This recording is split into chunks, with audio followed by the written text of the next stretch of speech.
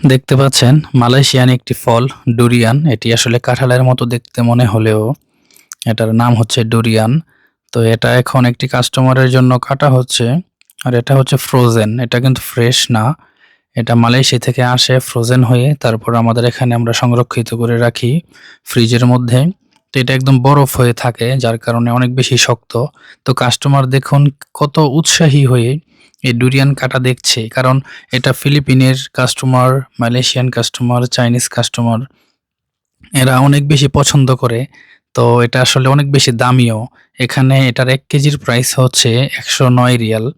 তো এই ডুরিয়ানটা প্রায় ২ কেজির উপরে ২৩০ রিয়াল দাম এসেছে, যা বাংলা টাকায় হিসাব করলে প্রায় ৮,০০০ টাকার মতো আসে।